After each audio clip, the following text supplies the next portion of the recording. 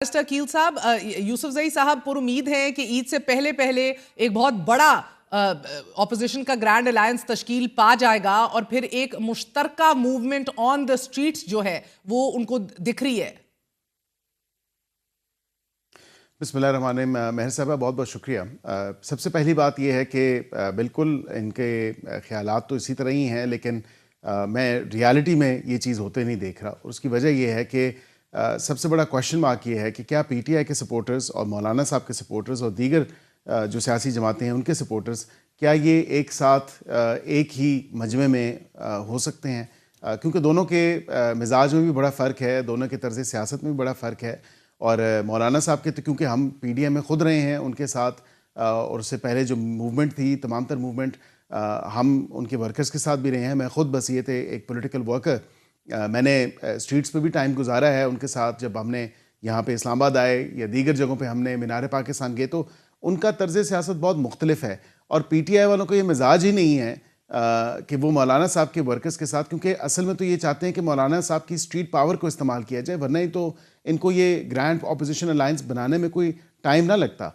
लेकिन इशू ये है कि इन दोनों के मिजाज जब एक दूसरे के साथ नहीं मिलते और जो तर्ज़ सियासत है वो नहीं मिलती, और उसके अलावा तो आप इसी बात पे तकिया किए बैठे हैं कि इतने फासले हैं तो इकट्ठे नहीं होंगे, या आपको कोई एश्योरेंस दी गई है मौलाना साहब की तरफ से?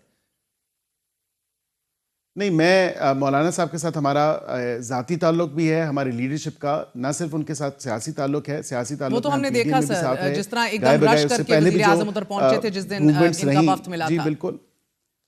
तो कहीं ना कहीं तो पैनिक है ना सर, कहीं ना कहीं तो ये रियलाइजेशन है कि अगर ये इकट्ठे हो गए तो ये बड़ी एक तबाहकुन डेडली किस्म की एक अलायंस हो जाएगा, जिसको शायद एक ऑलरेडी लेजिटिमेसी क्राइसिस में मुब्तला हुकूमत के लिए उसका मुकाबला करना मुश्किल हो सकता है।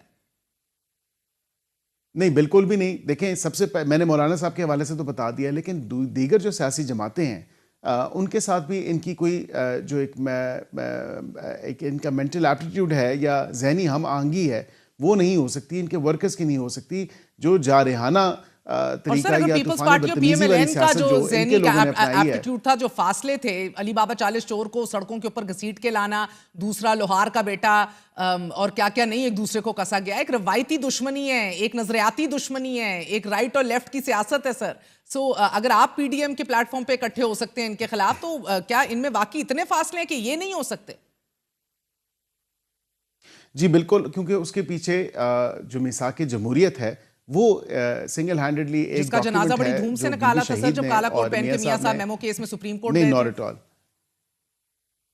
देखें, गाय बगाए ये चीज़ें चलती रही हैं, लेकिन इन एसेंस जो जमहूरियत उसकी रूह जिंदा थी, इत्तेफाक है, जो जमहूरी रवैयों के ऊपर इत्तेफाक है, सो वो ऑब्वियसली वो आज दिन तक जिंदा है। इनके लिए जितनी एक कलीदी किरदार पीपल्स पार्टी रखती है एक हुकूमत खड़ी रखने के लिए, उतना ही इंपॉर्टेंट रोल क्या मौलाना साहब का भी है आपके ग्रैंड अलायंस में, कि उनको निकाल लिया जाए तो सब धड़म तख्ता?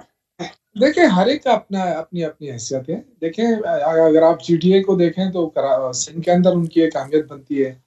अगर पीटीआई को देखें तो वो तो चारों सूबों में उनकी अहमियत है। सर, ये मैस मूवमेंट आप लोग चलाना चाह रहे हैं एक ही टाइम के ऊपर से, मुझे लगता है जो सबसे ज्यादा इम्पोर्टेंट है वो ये कि हम अगर ग्रैंड अलायंस बना लेंगे ना, जिसमें मौलाना भी हो, जिसमें बाकी पार्टी भी हो, तो फिर जो हमारे खिलाफ जो क्रैक डाउन होता है ना, कम से कम उनमें ये जरूरत नहीं होगी कि वो क्रैक डाउन कर सकें। यूसुफजई साहब, टू रैप इट अप, आप अगर ग्रैंड ऑपोजिशन को मुतहर्रिक होते देख रहे हैं, ईद से पहले पहले बन जाए, उसके बाद कब तक ये मुतहर्रिक होएगी? सिंध से भी रैलियां निकालेंगे, पंजाब से भी, केपी के, बलोचिस्तान, हर सूबे के अंदर आप ये चाह रहे हैं कि साइमल्टेनियसली तहरीक निकले, लॉन्ग मार्च हो, क्या हो एग्जैक्टली? इसके खतोखाल अभी बन चुके हैं या ये भी साथ साथ?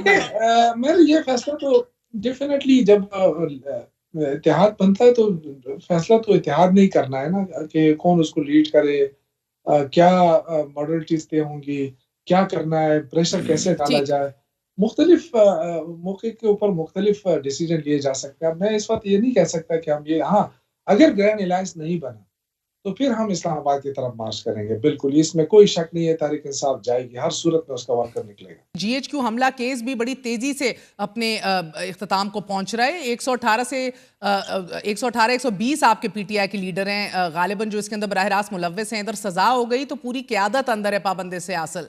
پھر فارورڈ بلاکس کے حوالے سے بھی کوششیں جاری ہیں ایز وی اسپیک. وزارت اعلیٰ بھی گنڈاپور صاحب کی جو ہے ذرا ڈگمگا رہی ہے. So these are all things which are happening simultaneously sir.